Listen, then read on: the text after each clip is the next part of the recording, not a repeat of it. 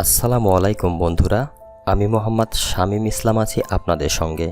স্বাগতম আমাদের আজকের পর্বে। আজ আমরা এমন একটি অধ্যায়ের দিকে এগোচ্ছি যা আমাদের ইতিহাসের সবচেয়ে গোপন এবং চরম মুহূর্তগুলো তুলে ধরে।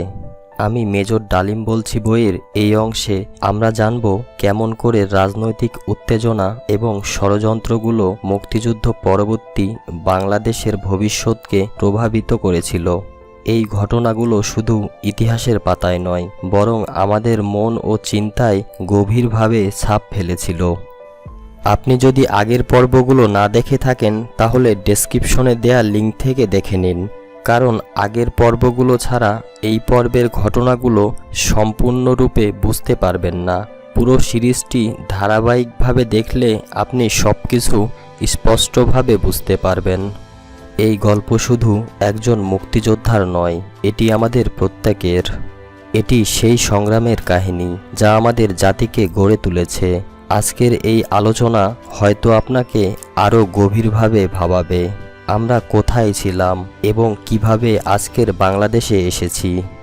যদি আপনি আমাদের সঙ্গে এই অসাধারণ যাত্রায় অংশগ্রহণ করতে চান তাহলে চ্যানেলটি সাবস্ক্রাইব করুন, নোটিফিকেশন বেলটি চেপে রাখুন যাতে প্রতিটি নতুন অধ্যায় আপনার কাছে প্রথমেই পৌঁছে যায়।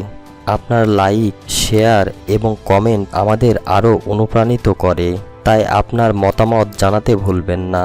ধন্যবাদ। আমাদের সঙ্গে থাকুন এবং ইতিহাসের সত্যের মুখোমুখি হতে চলুন শুরু করা যাক। সিরাজ শিকদার হত্যা মামলায় রাজ্জাক, তোফায়েল এবং নামিস সহ 7 জন অভিযুক্ত।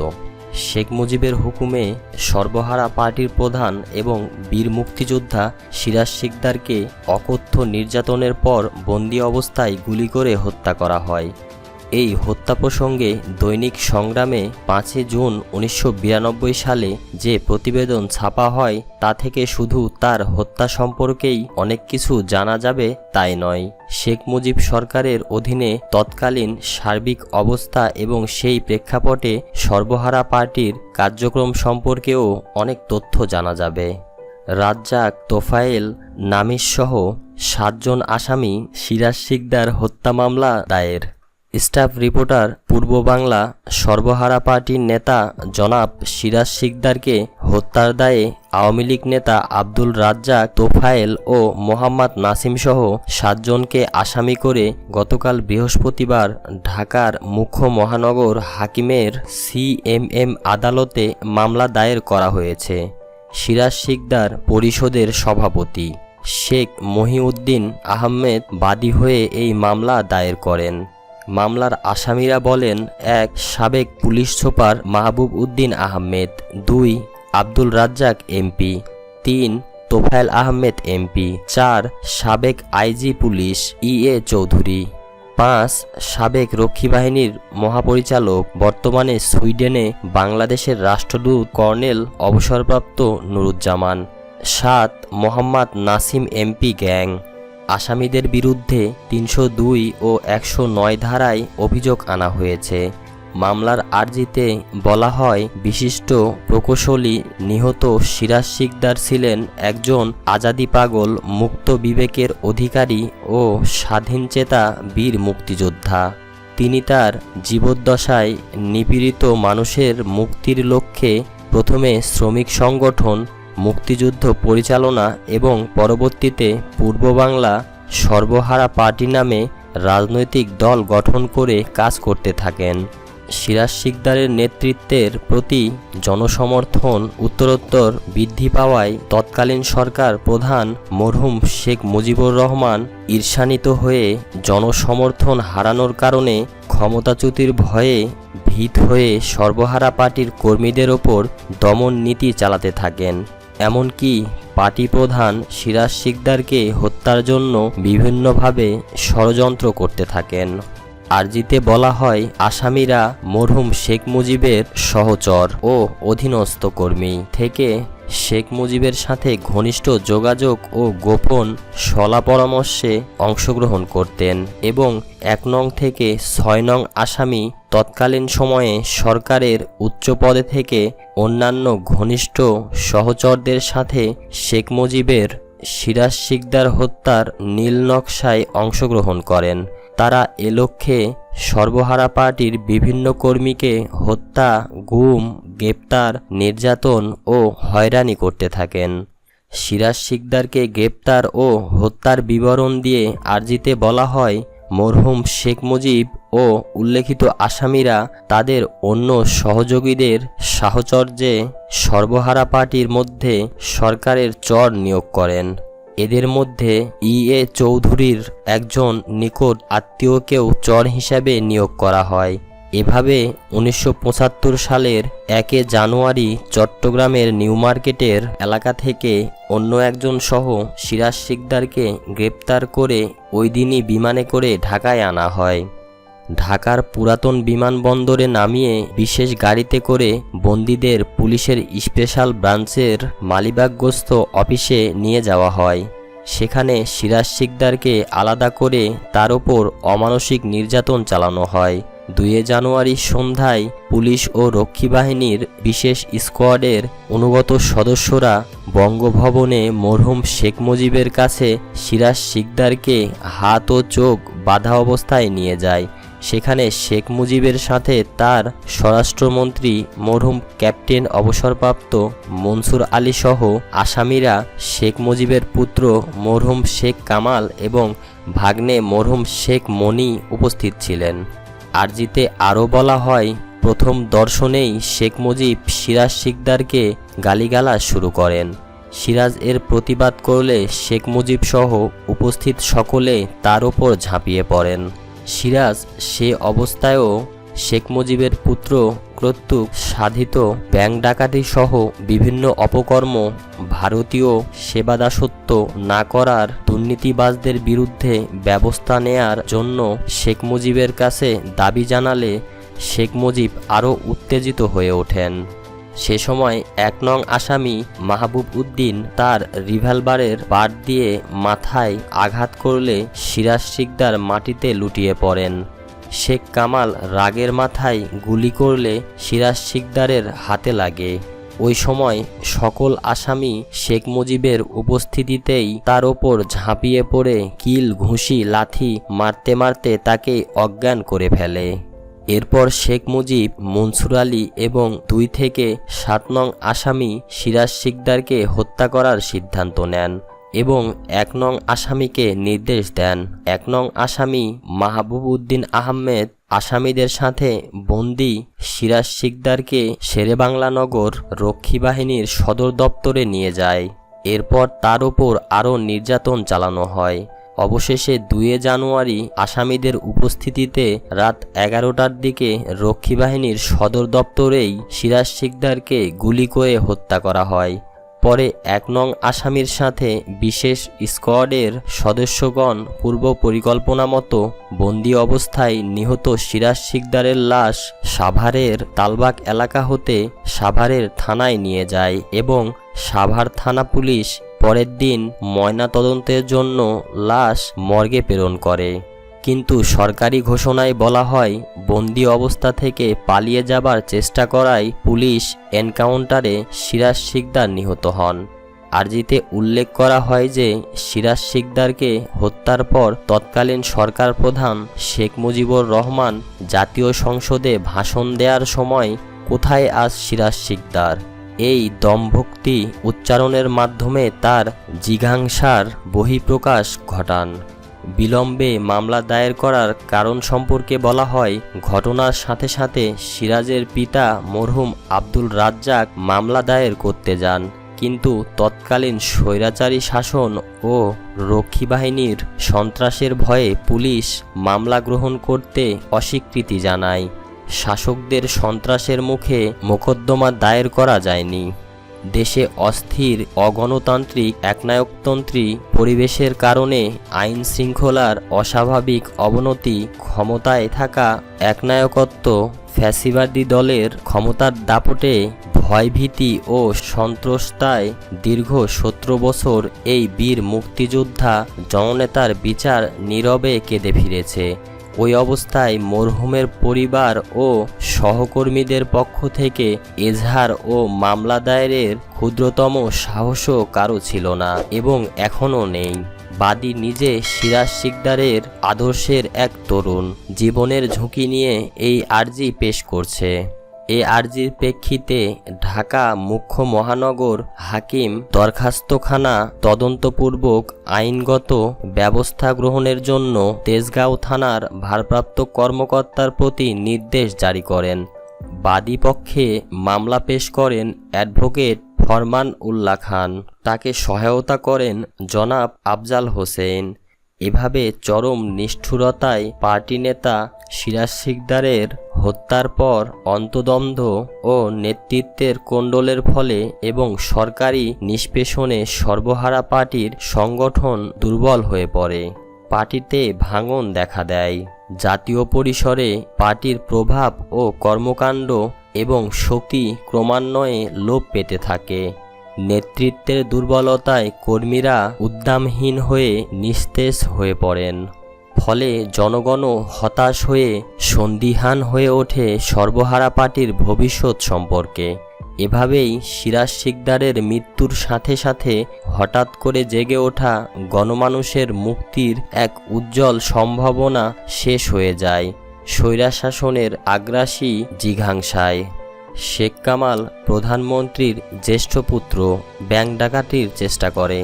1973 সালের শেষের দিকে দেশের আইন শৃঙ্খলা পরিস্থিতির চরম অবনতি ঘটে, নিয়ন্ত্রণের বাইরে চলে যায় অবস্থা।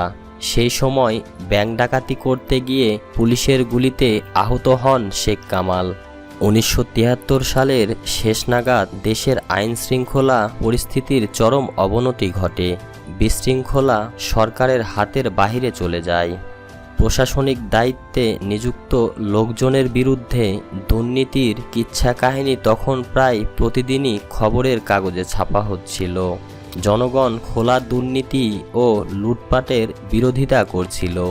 দ্রব্যমূল্যের ক্রমবর্ধমান ঊর্ধ্বগতি দৈনন্দিন জীবন সামগ্রী সাধারণ মানুষের ধরাছোঁয়ার বাহিরে গিয়ে দাঁড়িয়েছিল। জীবন ধারণের ন্যূনতম প্রয়োজন মেটাতে জনগণের তখন নাভিশ্বাস অবস্থা। এই অবস্থায় সরকার 63 কোটি টাকার নোট ছাপিয়ে বাজারে ছাড়ল। এতে মুদ্রাস্ফীতি বেড়ে গেল। ওই নৈরাজ্যিক সময়ে এক লোমহর্ষকর ব্যাংক ডাকাতি সংগঠিত হয় রাজধানী ঢাকায়। প্রকাশ্যে দিবালোকে পুলিশ ধাওয়া করে ডাকাতদের। ধাওয়াকালে দুপক্ষেই গুলি বিনিময় হয়। 6 জন ডাকাত ধরা পড়ে। এই 6 জনের একজন ছিল প্রধানমন্ত্রী শেখ মুজিবুর রহমানের জ্যেষ্ঠ পুত্র শেখ কামাল। শেখ কামাল সহ কয়েকজন দুষ্কৃতিকারী আহত হয় পুলিশের গুলিতে।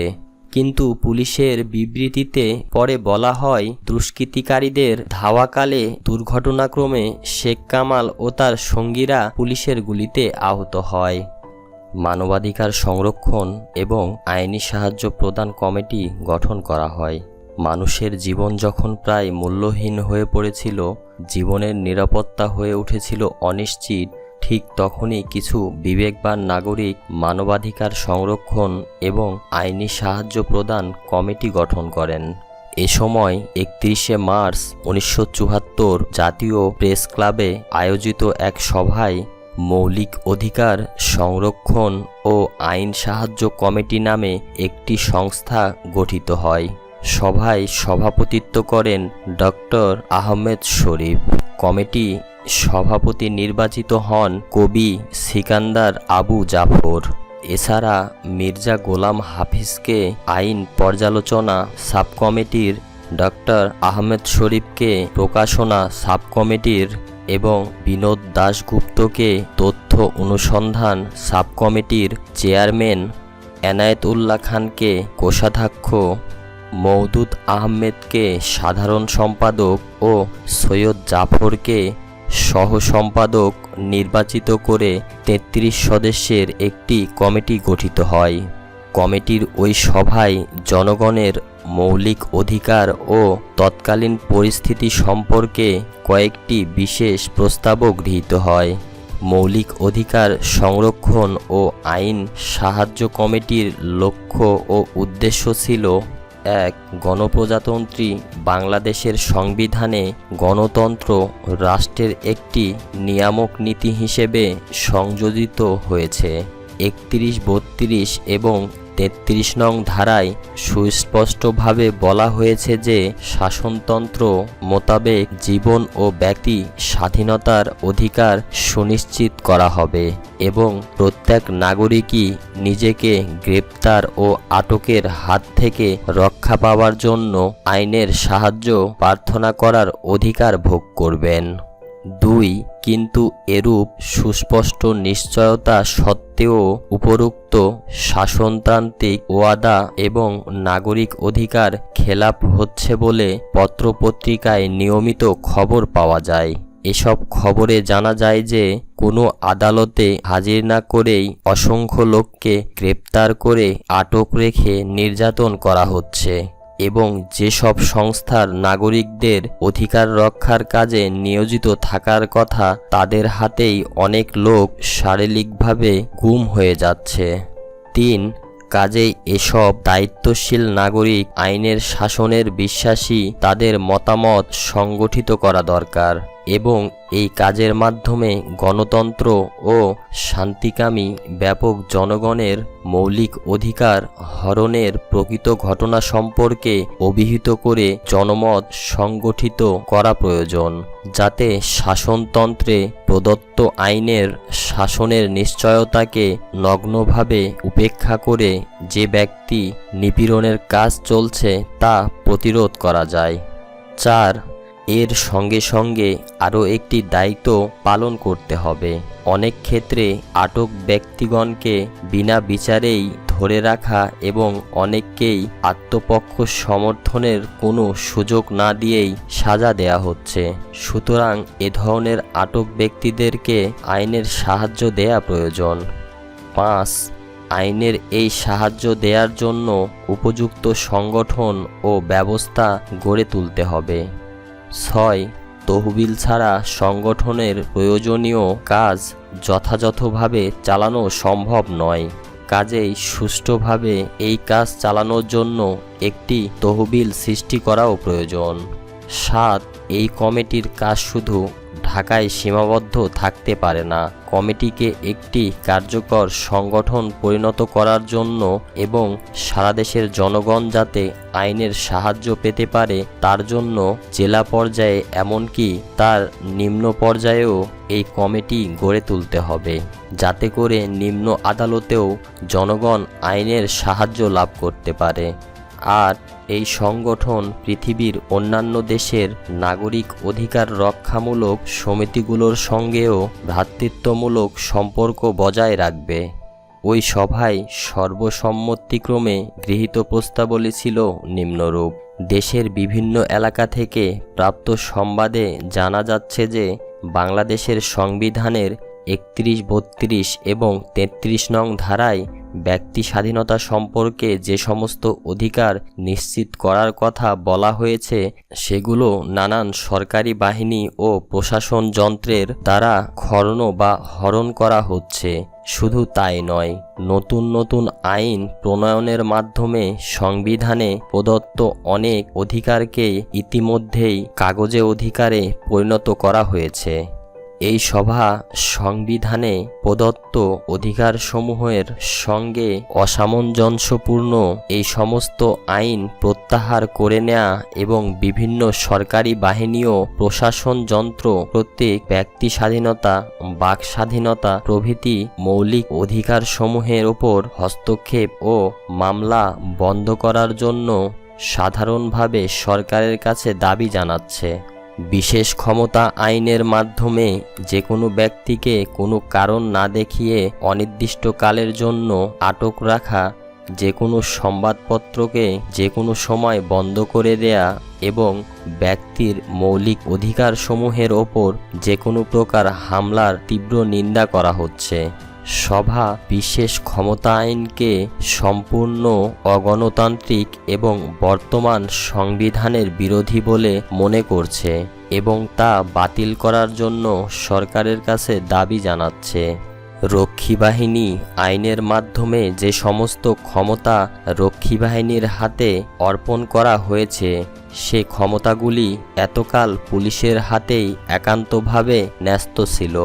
যে ক্ষমতা পুলিশের হাতে এতকাল ন্যস্ত ছিল এবং এখনও ন্যস্ত আছে, সে একই ক্ষমতা আবার একটি নতুন বাহিনীর হাতে আইনের মাধ্যমে নতুন করে অর্পণ করার উদ্দেশ্য দেশের আইন শৃঙ্খলা পরিস্থিতি উন্নয়নের প্রচেষ্টা নয়, বরং নানা ক্ষেত্রে যারা সরকারি নীতির সমালোচনা ও বিরোধিতা করবে তাদের ব্যক্তিগত অধিকার হরণ এবং তাদের ওপর রাজনৈতিক নির্যাতন পরিচালনা করাই হলো এর প্রধান লক্ষ্য। বাংলাদেশের বিভিন্ন এলাকায় রক্ষী বাহিনীর কার্যকলাপ সম্পর্কে সংবাদপত্রে বহু বিবরণ ইতিমধ্যেই প্রকাশিত হচ্ছে। কমিটি রক্ষী বাহিনীর এই নির্যাতনমূলক কার্যকলাপের তীব্র নিন্দা করছে এবং রক্ষী বাহিনী আইন বাতিলের জন্য সরকারের কাছে দাবি জানাচ্ছে।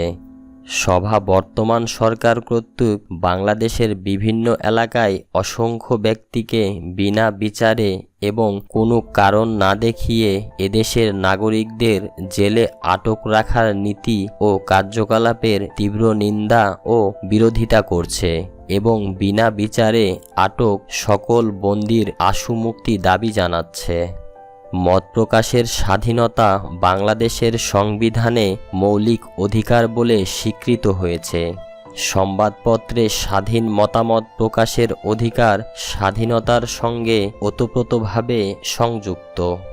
বাস্তব ক্ষেত্রে দেখা যাচ্ছে যে সরকার বিভিন্ন বিরোধী মতাবলম্বী সংবাদপত্রের ওপর নিয়মিত মামলা করে সংবাদপত্র সম্পাদক ও কর্মীদের ওপর রাজনৈতিক নির্যাতন চালাচ্ছে এবং এ ব্যাপারে প্রচলিত সংবিধানে প্রদত্ত অধিকারসমূহ নিজেরাই খর্ব ও হরণ করেছে।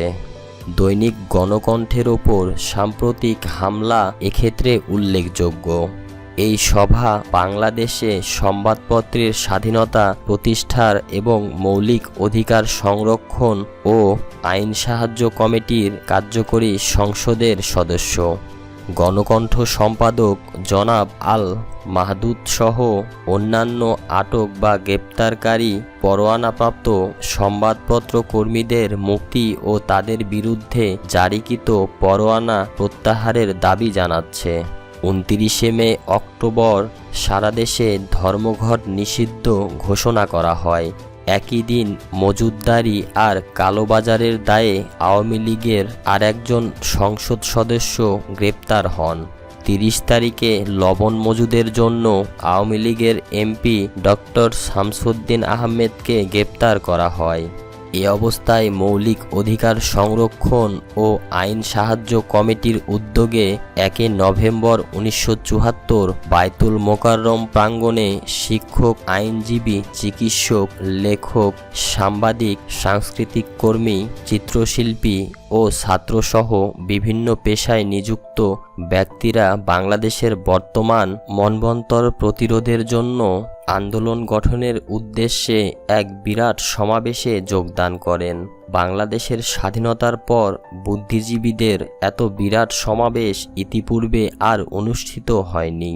মৌলিক অধিকার সংরক্ষণ ও আইন সাহায্য কমিটির সভাপতি সিকান্দার আবু জাফরের সভাপতিত্বে অনুষ্ঠিত 2 ঘণ্টার ওপর এ অনুষ্ঠানে বক্তৃতা করেন অ্যাডভোকেট মির্জা গোলাম হাফিজ, ডক্টর আহমেদ শরীফ, মাধ্যমিক শিক্ষক সমিতির সম্পাদক জয়নাল আবেদিন, ব্যারিস্টার মওদুদ আহমেদ, এনায়েত উল্লাহ খান, কামরুন নাহার লাইলি, নিজামুদ্দিন আহমেদ, মহিউদ্দিন আলমগীর, মাধ্যমিক শিক্ষক সমিতির মোহাম্মদ জাকারিয়া এবং বদরুদ্দিন ওমর।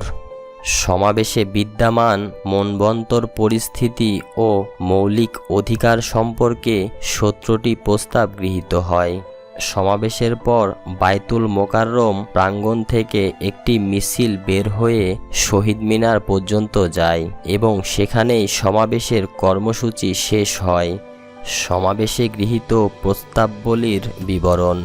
1971 সালের বায়তুল মোকাররম প্রাঙ্গণে অনুষ্ঠিত মনবন্তরের গৃহীত প্রস্তাবে বলা হয় যে এই মনবন্তরের ব্যাপকতা ও ভয়াবহতা 1943 সালের মনবন্তরের ব্যাপকতা ও ভয়াবহতাকেও অতিক্রম করেছে এবং এই মনবন্তর বন্যা বা প্রাকৃতিক দুর্যোগের ফলে সৃষ্টি হয়নি, বরং শাসক শ্রেণী ও তাদের সহযোগীদের গণবিরোধী নীতি ও কর্মকাণ্ডেরই প্রত্যক্ষ পরিণতি। সমাবেশের প্রস্তাবে এই মনবন্তরকে প্রায় দুর্ভিক্ষাবস্থা বলে বর্ণনা না করে একে মনবন্তর বলে ঘোষণার জোর দাবি জানানো হয়। প্রস্তাবে বৈদেশিক সাহায্যের একটি শ্বেতপত্র ও চোরাচালানদের বিরুদ্ধে ব্যবস্থা গ্রহণের দাবি জানানো হয়। সমাবেশের প্রস্তাবে সর্বদলীয় রিলিফ কমিটি গঠনে সরকারের বিরোধিতার নিন্দা করে অবিলম্বে একটি সর্বদলীয় রিলিফ কমিটি গঠন করার দাবি জানানো হয় এবং এ ব্যাপারে বিরোধী দলসমূহের প্রতি উদ্যোগী ভূমিকা গ্রহণের আহ্বান জানানো হয়। এছাড়াও রেশনিং এলাকা সম্প্রসারণ ও টেস্ট রিলিফ চালু করার দাবি জানানো হয়। সমাবেশের প্রস্তাবে লঙ্গনখানার সংখ্যা বৃদ্ধি এবং সেখানে নির্যাতন বন্ধ করার দাবি জানানো হয়। মনবন্তর প্রতিরোধ আন্দোলন সমাবেশে রেড ক্রসের চেয়ারম্যান হিসেবে সুপ্রিম কোর্টের একজন বিচারপতিকে নিয়োগ করার দাবি জানানো হয়। রাজনৈতিক নির্যাতন বন্ধ ও মিথ্যা মামলায় আটক ও বিনা বিচারে আটক রাজনৈতিক বন্দীসহ সকল রাজবন্দীর মুক্তি দাবি জানানো হয়।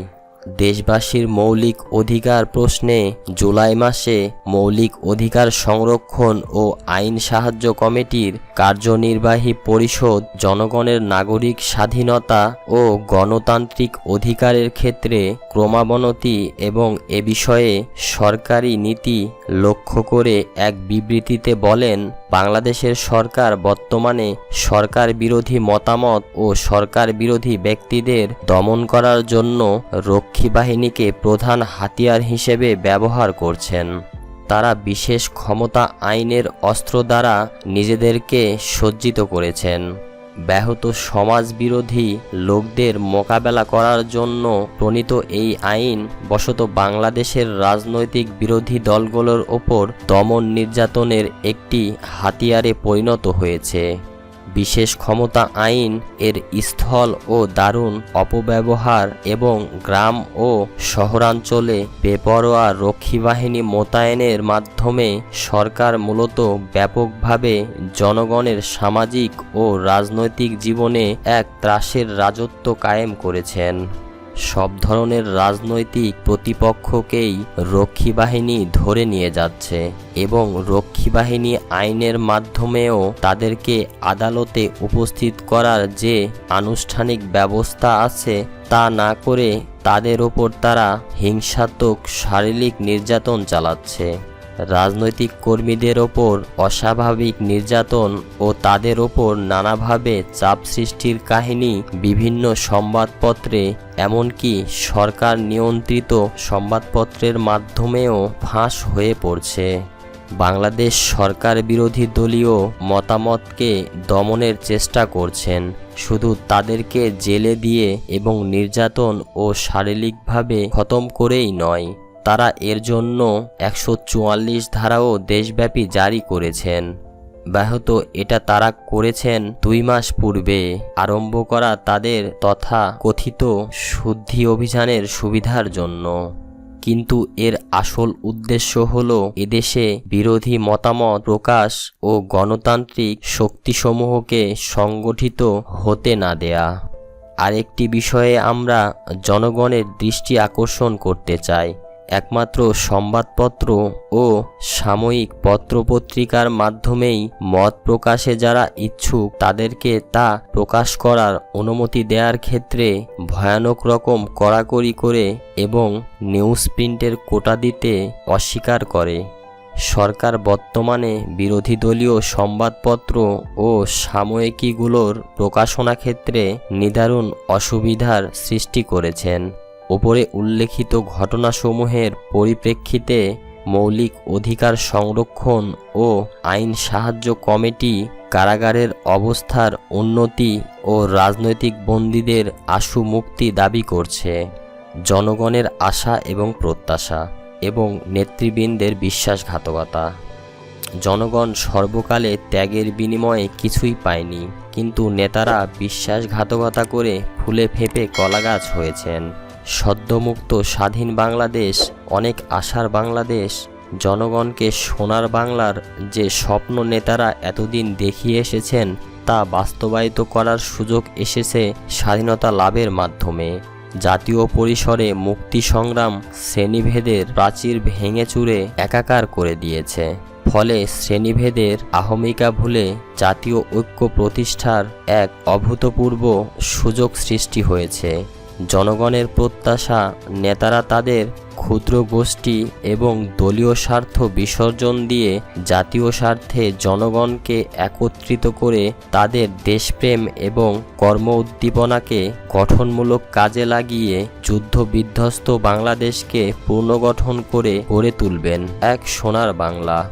সমৃদ্ধ এবং দৃঢ় ভিত্তির ওপর নির্ভর করে বিশ্ব পরিসরে সগৌরবে মাথা উঁচু করে দাঁড়াবে বাংলাদেশের প্রতিটি নাগরিক।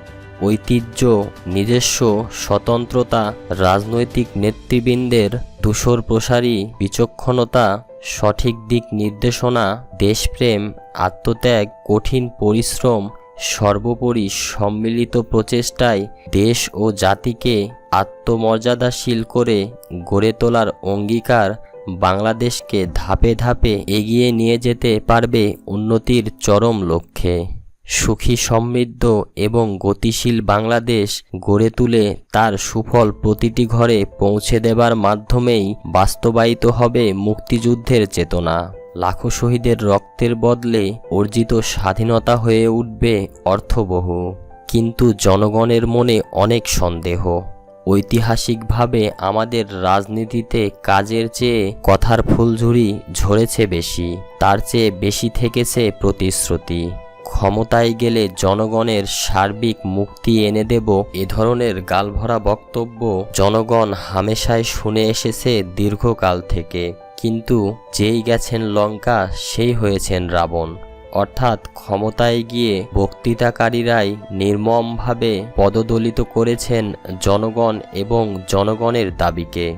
এর মূলে রয়েছে আমাদের রাজনৈতিক নেতৃবৃন্দের গণবিচ্ছিন্নতা। দেশের ব্যাপক জনগণের সাথে তাদের কোনো সংযোগ নেই। এখানে শাসকের সাথে শাসিতদের কোনো সম্পর্ক গড়ে ওঠেনি। তাই শাসক গোষ্ঠীর বক্তৃতা, বিবৃতি সাধারণ মানুষকে আলোড়িত করে না। তারা যখন যা খুশি তাই বলেন, তাই করেন। নিজেদের স্বার্থ হাসিল করার জন্য উপযুক্ত যুক্তি দিয়ে তাদের নীতি ও কাজ হালাল করে নেন। জনগণ ঘুরে ফিরে একই প্রতারণার শিকারে পরিণত হয় বারবার। মোহ এবং ব্যক্তি স্বার্থে অন্ধ রাজনীতিকরা নির্দ্বিধায় বিসর্জন দেন সাধারণ গণমানুষের স্বার্থ। আমাদের রাজনৈতিক ইতিহাস পর্যালোচনা করলে দেখা যাবে 1947 সাল হতে পরবর্তীকালে যত সরকার এসেছে তারা প্রত্যেকেই মূল সমস্যাকে পাশ কাটিয়ে জনগণকে বিভ্রান্ত করার জন্য বিভিন্ন ধোঁয়া তুলেছে। 1947 সালে সুবিধাবাদী নেতৃত্ব ধোঁয়া তুললেন ইসলামের। ধর্মপ্রাণ মানুষ অতি সহজেই মোহিত হয়েছিল সেই ধূম্রজালে। 1952 সালে তারা ভাষা আন্দোলনকে আখ্যায়িত করলেন ইসলাম বিরোধী সংগ্রাম বলে। 1958 সালে আইয়ুব খান সামরিক গণ অভ্যুত্থানের মাধ্যমে ক্ষমতায় এসে এলান করলেন মৌলিক গণতন্ত্রের। মানুষ বারবার আশাহত হয়েছেন এ সমস্ত সরকারের কাছ থেকে। তাদের বিভিন্ন সব স্লোগান পরিণত হয়েছে শুধু ফাঁকা আওয়াজে। সাধারণ মানুষের অপরিসীম দুঃখ দুর্দশার বোঝা ক্রমান্বয়ে গিয়েছে বেড়ে। গভীর থেকে গভীরতর হয়েছে সামাজিক সংকট। অর্থনৈতিকভাবে তারা হয়েছেন দেউলিয়া, পরিণামে জনগণ হয়েছে পশ্চাদমুখী। তাই শুনতে পাই তাদের আক্ষেপ, পাক আমলেই ভালো ছিলাম, ব্রিটিশ আমলেই ছিলাম আরও ভালো। 1971 সালের 9 মাসের রক্তক্ষয়ী সংগ্রাম আওয়ামী লীগের রাজনৈতিক নেতাদের মন মানসিকতায় কোনো গুণগত পরিবর্তন আনতে পারেনি। তাই তারাও তাদের পূর্বসূরিদের মতো সদ্য স্বাধীন বাংলাদেশের মাটিতে পদার্পণ করেই পুরনো কায়দায় ধোঁয়া তুললেন, মুজিববাদ কায়েম করতে হবে।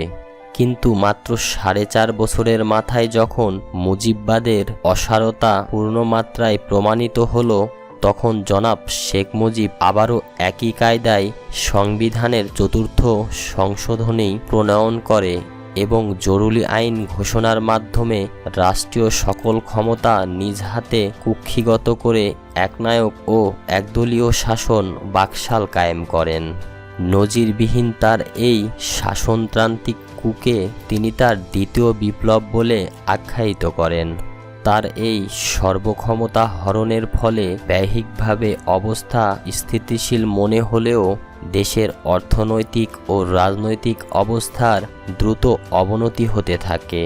এই অবনতির একটি প্রধান কারণ ছিল শেখ মুজিব ও তার সরকার মনে করত কায়েমি স্বার্থবাদী গোষ্ঠী এবং ক্ষমতা বলয়ের লোকজনের সাথে সুখ সুবিধা বন্টন করে তাদের খুশি রাখতে পারলেই ক্ষমতায় থাকার সমর্থন লাভ করা যায়।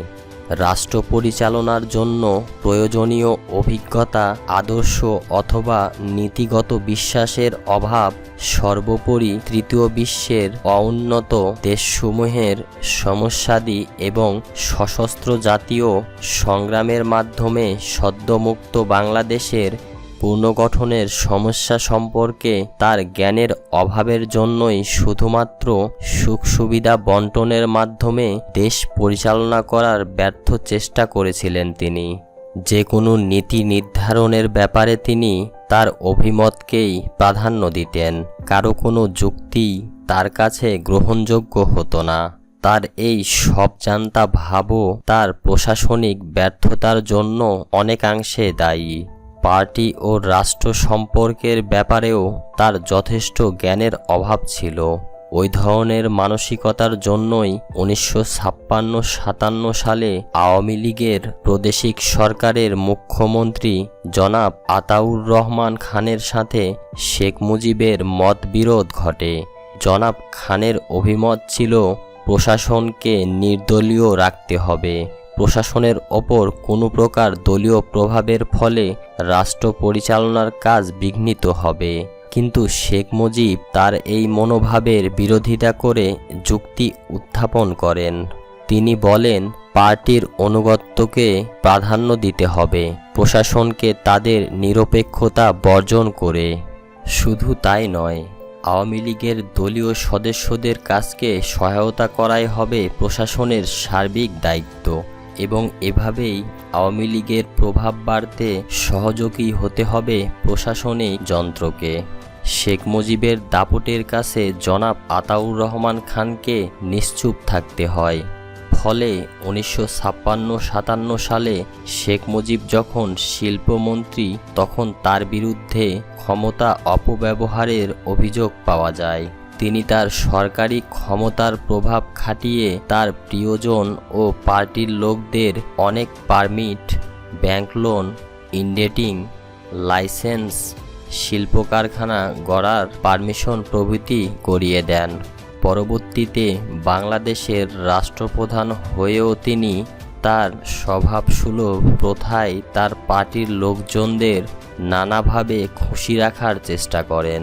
কাউকে দেয়া হয় টাকা, কাউকে চাকুরি, কাউকে অযৌক্তিক পদোন্নতি, কাউকে বানানো হয় রাষ্ট্রায়ত্ত শিল্প ও ব্যবস্থা প্রতিষ্ঠানের পরিচালক। এভাবেই দেশ স্বাধীন হওয়ার অল্প সময়ের মধ্যেই অযোগ্য ও অসৎ পরিচালকগণ রাষ্ট্রায়ত্ত শিল্প প্রতিষ্ঠানসমূহের মেশিনপত্র, স্পেয়ার পার্টস, কাঁচামাল ভারতে পাচার করে তাড়াতাড়ি বড়লোক হয়ে ওঠেন। সব রকম দেশি ও বিদেশি আমদানিকৃত পণ্য সরবরাহ করা হতো লাইসেন্সপ্রাপ্ত ডিলারদের মাধ্যমে। তাদের সবাই ছিলেন আওয়ামী লীগের সুপাত্রগণ। তাদের কেউই পেশাগতভাবে ব্যবসায়ী ছিল না। তারা তাদের লাইসেন্স পারমিটগুলো মধ্যস্থভোগী হিসেবে ব্যবসায়ীদের কাছে বিক্রি করে দিত। ফলে জিনিসপত্রের দাম অনেক গুণ বেড়ে যেত। এছাড়া পাকিস্তানি নাগরিকদের পরিত্যক্ত 60,000 বাড়ি আওয়ামী লীগ নেতা ও কর্মীদের মধ্যে বিতরণ করা হয়। এভাবেই শুধু নয়, আওয়ামী লীগের প্রভাবশালী নেতাদের যোগসাযোগে পাট, চাল, অন্যান্য কাঁচামাল ও রিলিফের বিস্তর মালামাল ভারতে পাচার করা হয়। এরই ফলে ব্যাঙের ছাতার মতো দেশে এক শ্রেণীও হঠাৎ করে আঙুল ফুলে ভুঁইফোড় বড়লোকের সৃষ্টি হয়। এ প্রসঙ্গে আমার সাথে শেখ মুজিবের একান্ত আলাপের সময় প্রধানমন্ত্রীর একটি মন্তব্য উল্লেখ্য। মুজিব পরিবারের সাথে বিশেষ ঘনিষ্ঠতার কারণে আমি প্রায়ই যেতাম 32 নং ধানমন্ডিতে। কখনো তিনি ডেকে পাঠাতেন, কখনো যেতাম স্বেচ্ছায়। এমনই একদিন দেশের সার্বিক অবস্থা নিয়ে আলোচনা প্রসঙ্গে আমি তাকে বলেছিলাম, দেশের স্বার্থ বিসর্জন দিয়ে আপনার পার্টির লোকজনদের বিভিন্ন সুযোগ সুবিধা দিয়ে আপনি জনপ্রিয়তা হারাচ্ছেন।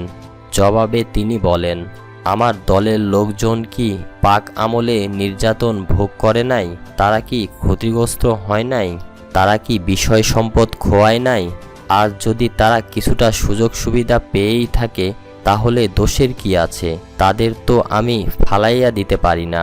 এতে কেউ বেজার হইলে আমি কি করতে পারি? এমন একটি জবাবের জন্য আমি মোটেও প্রস্তুত ছিলাম না। মনে মনে ভেবেছিলাম, আজ তো তিনি জাতীয় নেতা, রাষ্ট্রের কর্ণধার। জাতীয় স্বার্থ বিসর্জন দিয়ে শুধু দলীয় স্বার্থ বড় করে দেখা কি তার উচিত? জাতি বা সেটা আশা করে কি? এ বিষয়ে আর আলাপে না গিয়ে সেদিন ফিরে এসেছিলাম এক অর্বণ্যীয় অস্বস্তি নিয়ে। শাসক দলের এই সমস্ত নব্য পুঁজিপাতিরা জাতীয় অর্থনীতিতে কোনো প্রকার বিনিয়োগ করেননি।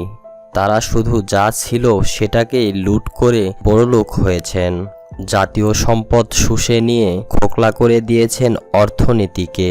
এভাবে পাকিস্তানের 22 পরিবারের মতো রাতারাতি বাংলাদেশের কয়েক হাজার পরিবার সৃষ্টি করেছিল আওয়ামী লীগ সরকার। তাদের প্রভাবে পরিচালিত দল আওয়ামী লীগের মাধ্যমে শেখ মুজিব প্রতিষ্ঠা করতে চেয়েছিলেন সমাজতান্ত্রিক অর্থনীতি। জ্ঞানের অভাব নাকি জনতাকে বোকা বানাবার অতি চালাকি বোঝা মুশকিল। শুধু যে কর্মীরা অসৎ হয়ে উঠেছিল তা নয়, মুজিব পরিবারের সদস্যগণও তার আত্মীয় স্বজনও দুর্নীতি ও চোরাচালানে জড়িয়ে পড়েন। শেখ মুজিবের অতি বিশ্বাসভাজন গাজী গোলাম মুস্তফা জাতীয়ভাবে কম্বলচোর উপাধি পান এবং রিলিফের জিনিসপত্র নিয়ে কেলেঙ্কারি ও চোরাচালানের জন্য আন্তর্জাতিকভাবে খ্যাতি লাভ করেন। তিনি রেড ক্রসের চেয়ারম্যান ছিলেন। শেখ মুজিবের ছোট ভাই শেখ নাসের শুধু খুলনায় বাড়িঘর এবং অবাঙালিদের ব্যবসা বাণিজ্য হাতিয়েই ক্ষান্ত হননি, ভারতে চোরাচালানের রিংলিডারও ছিলেন তিনি। শেখ মুজিবের প্রত্যেকটি ভাগিনা শেখ মনি, আবুল হাসনাত, শেখ শহীদুল ইসলাম, মামুর জোরে শুধু যে রাজনৈতিক আধিপত্যই বিস্তার করে রাতারাতি নেতা বনে যান তাই নয়, অসৎ উপায়ে অর্জিত ধন দৌলতের পাহাড় গড়ে তোলেন তারা। শেখ মুজিবের পুত্রদ্বয় বিশেষ করে শেখ কামালও অসৎ উপায়ে টাকা পয়সা আয় করতে থাকে। এক ব্যাংক ডাকাতির সাথে শেখ কামালের জড়িত হয়ে পড়ার ব্যাপারে পূর্বেই বিস্তারিত উল্লেখ করা হয়েছে। আওয়ামী লীগ সরকারের আমলে দুর্নীতি সম্পর্কে বিখ্যাত সাংবাদিক জনাব লরেন্স লিফসুলজ 30 আগস্ট 1974 সালে ফার ইস্টার্ন ইকোনমিকে লিখেন, অসৎ কাজ ও অসাধু তৎপরতা কোনো আমলেই নতুন কিছু নহে, কিন্তু ঢাকাবাসীদের অনেকেই মনে করেন যেভাবে মুজিব আমলে সরকারের ছত্রছায়ায় খোলাখুলিভাবে দুর্নীতি ও জাতীয় সম্পদের লুটপাট হয়েছে তার নজির ইতিহাসে বিরল। স্বাধীনতোত্তর বাংলাদেশে লুটপাট ও দুর্নীতির ফলে কোনরূপ অর্থনৈতিক অথবা রাজনৈতিক সুফল লাভ করা সরকারের পক্ষে ছিল অসম্ভব। উৎপাদন প্রক্রিয়ার সাথে সম্পর্কহীন পরগাছার মতো গজিয়ে ওঠা নব্য ধনীদের বিলাসবহুল জীবনধারা ও সহজ উপায়ে অর্জিত অর্থের অস্বাভাবিক অপচয় জাতীয় অর্থনৈতিক সমস্যাকে বাড়িয়ে তুলেছিল একদিকে, অন্যদিকে তাদের নীতি বর্জিত ক্রিয়াক্রম সরকার ও সরকারি দলের ভাবমূর্তিকে সম্পূর্ণরূপে ধ্বংস করে দিয়েছিল জনসাধারণের চোখে। আওয়ামী লীগের পক্ষে সেই হারানো মর্যাদা আর কখনো পুনরুদ্ধার করা সম্ভব হয়ে ওঠেনি। মানুষের আকাশচুম্বী চাহিদা এবং সীমিত জাতীয় সম্পদের পরিপ্রেক্ষিতে সরকার কিছু লোককে ফায়দা দিতে পারলেও বেশিরভাগ জনগণের কাছ থেকে সরকার বিচ্ছিন্ন হয়ে পড়ে। অনেক রক্ত ও ত্যাগের বিনিময়ে অর্জিত স্বাধীন বাংলাদেশকে সোনার বাংলায় গড়ে তুলে সুষম সামাজিক ব্যবস্থা গড়ে তোলার অঙ্গীকার করে আওয়ামী লীগ সরকার এ ধরনের পক্ষপাতিত্ব ও দুর্নীতি প্রতিষ্ঠিত করবে সমাজের প্রতি স্তরে এটাকে জনগণ জাতীয় বেইমানির সমান বলে মনে করেছিল। আওয়ামী নেতৃত্বের প্রতি তারা বিষচ্ছদ্র হয়ে পড়ে। রাষ্ট্র পরিচালনার জন্য অতি প্রয়োজনীয় জনগণের আস্থা হারায় আওয়ামী লীগ। শুধু তাই নয়, জনগণের সাথে সাথে ক্ষমতা বলয়ের বিভিন্ন প্রভাবশালী মহলের আস্থা থেকেও বঞ্চিত হয় আওয়ামী লীগ সরকার। তাদের মাঝে উল্লেখযোগ্য হল প্রশাসন, ছাত্র ও যুব সমাজ, মুক্তিযোদ্ধা ও সেনাবাহিনী। কৃষিভিত্তিক বাংলাদেশ প্রকৃতির ওপর নির্ভরশীল। যুদ্ধবিধ্বস্ত দেশের ৮ কোটি লোকের অন্নের সংস্থান করা ছিল অতি দুরূহ কাজ। বৈদেশিক বন্ধু রাষ্ট্রগুলো এবং সাহায্য সংস্থাগুলো মুক্তহস্ত নিয়ে এগিয়ে এসেছিলেন বাংলাদেশের অর্থনৈতিক পুনর্গঠনের জন্য। তাদের সহানুভূতির ফলে ১৯৭৩ সালের ৩০শে ডিসেম্বর পর্যন্ত বাংলাদেশ সর্বমোট $১৩৭৩ বিলিয়ন ঋণ ও অনুদান লাভ করতে সক্ষম হয়। এছাড়া ১৯৭৩ সাল পর্যন্ত UNROB এর মাধ্যমে বিপুল পরিমাণে রিলিফ সাহায্য দান করা হয় সদ্য স্বাধীন বাংলাদেশকে। বন্ধুরা, আজকের পর্ব এখানেই শেষ করছি। আমরা দেখলাম কিভাবে ঐতিহাসিক ঘটনাগুলো আমাদের জাতির ভবিষ্যৎ গঠনে প্রভাব ফেলেছিল এবং সেই সব মানুষের কথা শুনলাম যারা তাদের জীবনের ঝুঁকি নিয়ে দেশকে এগিয়ে নিয়ে গেছে। এই ঘটনাগুলো শুধুমাত্র ইতিহাস নয়, বরং আমাদের পরিচয়, আমাদের গৌরব। আপনি যদি আগের পর্বগুলো না দেখে থাকেন তাহলে ডেসক্রিপশনে লিংক দেওয়া আছে, সেখান থেকে দেখে নিন, কারণ প্রতিটি পর্বই একে অপরের সঙ্গে গভীরভাবে সংযুক্ত। পুরো গল্পটি বুঝতে হলে প্রতিটি পর্ব দেখা অত্যন্ত গুরুত্বপূর্ণ।